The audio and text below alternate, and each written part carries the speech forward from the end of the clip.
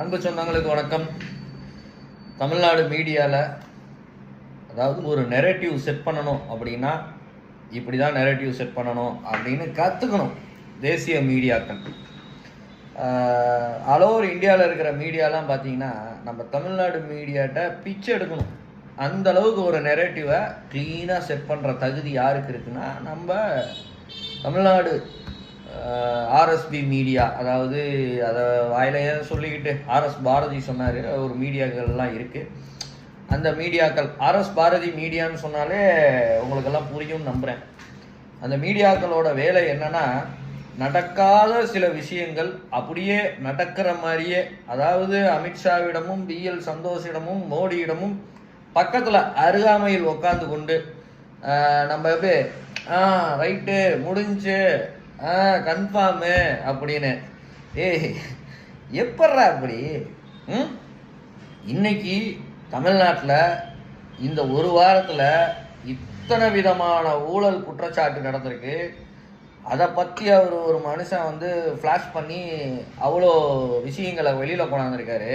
அதுக்கெல்லாம் breaking news போட்டிங்களா, இல்லை டிவியில் வந்து இந்த 7 மணிலேருந்து 9 மணி வரைக்கும் ஒரு 5 பேர்த்த உட்கார வச்சுக்கிட்டு பாடம் எடுப்பீங்கள்ல, உங்கள் நெரேட்டிவ் செட்டிங் பாயிண்ட், அது மாதிரி எதாவது பண்ணீங்களா? இன்றைக்கி வந்து அண்ணாமலை மாற்றமா, அண்ணாமலை வந்து பதவி பிடிங்கிடுவாங்களா அப்படின்னா, எங்கள் கட்சியில் யார் தலைவராக இருக்கணும், எப்படி இருக்கணும்னு எங்கள் தலைமை முடிவு பண்ணுவாங்க. அதெல்லாம் எங்களோட தலைமைக்கு என்ன சொல்லுதோ அதை கேட்கக்கூடிய தொண்டர்கள் நாங்கள்லாம் இருக்கோம். இன்னொன்று, இந்த மாதிரி மீடியாக்களோட கேவலமான செயல் இருக்குது பற்றியா, அதாவது அமித்ஷா பக்கத்துலேயே இருந்து எல்லாத்தையும் கேட்டு தெரிஞ்சுக்கிட்டு அதை சொல்கிற மாதிரி இங்கே சொல்கிறீங்க பாரு. இதில் என்னென்னா, நிறைய ரைட் விங் பத்திரிகையாளர்னு நினச்ச சில நபர்களும் இதில் வந்து அப்படியே கேட்டு ஃபோனில் அமித்ஷா இவர்கிட்ட தான் டைரெக்டாக கூப்பிட்டு சொன்ன மாதிரி சொல்கிறீங்க பற்றியா. அதெல்லாம் நினச்சாதான்டா என்ன சொல்கிறது, சரி ரைட்டு, ஆர்எஸ் பாரதி ஒரு காலத்தில் சொன்னது உண்மைதான் அப்படின்னு தோணுது. நம்ப வச்சிருவீங்களாட்டு இன்னும் கொஞ்ச நாளில். அப்படியே நம்மளோட அன்பு தேசியவாதிகள், அன்பு பாஜக சொந்தங்கள், அன்பு அண்ணாமலை ஆதரவாளர் சொந்தங்கள், அவங்க எல்லாத்துக்கும் ஒரு விஷயத்தை நம்ம சொல்லிக்கொள்ள கடமைப்பட்டுள்ளேன் சொல்லணும்னு தோணுது. அதாவது ஏடிஎம்கேவோட எடப்பாடி பழனிசாமி போய் நான் உங்களோட கூட்டணி வச்சுக்கிறேன், அதனால் வந்து அண்ணாமலையை வந்து நீங்கள் மாற்றினாதான் நான் உங்களோட கூட்டணி வருவேன் அப்படின்னு சொல்கிறாங்கல்ல.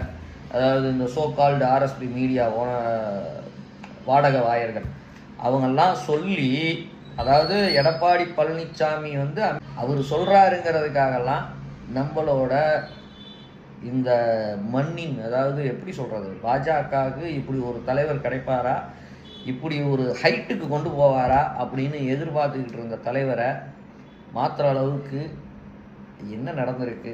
எதுவுமே நடக்கல. அவரோட கருத்தை சொல்லிட்டு வந்திருக்காரு. அந்த கருத்துக்கு ஓகே நாங்கள் இது சொல்கிறோம் அப்படின்னு சொல்லி அனுப்பிச்சிருக்காங்க. இந்த சாராய ஊழல், அதாவது 1000 கோடி ஊழல்னு இடி அந்த கேஸ் இன்னைக்கு வந்து நடந்துக்கிட்டு இருக்கு. அதை திசை திருப்புறதுக்கு அதுக்கப்புறம் செந்தில் பாலாஜி அவர்களோட 10 நாள் டைம் கொடுத்துருந்தாங்கல்ல, அதை பற்றி சுப்ரீம் கோர்ட்டில் 10 நாளில் அவர் பதவியில் இருக்கணுமா வேணாமான்னு கேட்டு சொல்லுங்கன்னு சொல்லியிருந்தாங்கல்ல, அதை திசை திருப்புவதற்கு. அப்புறம் செல்வ பெருந்தகை, அதாவது கூட்டணி கட்சியில் இருக்கிற செல்வ பெருந்தகைக்கு 145 கோடி ரூபாய்க்கு மேலே ஊழல் செஞ்சுருக்கிறாரு. மத்திய அரசாங்க திட்டத்தின் மூலமாக வரக்கூடிய பட்டியலின ஏழை எளிய மக்களுக்கு சேர வேண்டிய பணத்தை வந்து ஊழல் பண்ணியிருக்கிறாருன்னு அதை திசை திருப்புறதுக்காகவும் இத்தனை முறை இந்த மீடியாக்கள் அண்ணாமலை மாற்றமா, அண்ணாமலை வந்து தப்பிப்பாரா அப்படின்னா, அவரெல்லாம் மாற்றுறதுக்கு ஆன வாய்ப்புகள் ரொம்ப கம்மி. எனிவே, அண்ணன் தொடருவார்.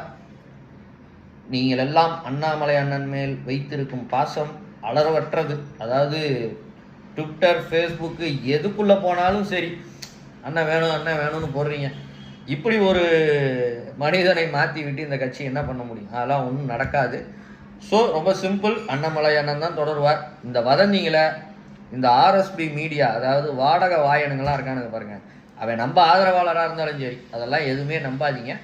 இதனால் எந்த விதமான மாற்றமும் இருக்காது. அண்ணாமலை அண்ணன் தொடருவார். இங்கே பல அமாவாசைகள், பல திமுக ஊழல்வாதிகளை ஜெயிலில் வச்சு நொங்குற வரைக்கும் அண்ணாமலை அண்ணன் தொடர்வார் என்பதை நம்பணும். எனிவே எல்லாரும் ஹாப்பியாக இருங்க. அண்ணன் தான், அண்ணன் மட்டும்தான். நன்றி, வணக்கம், ஜெய் ஹிந்த்.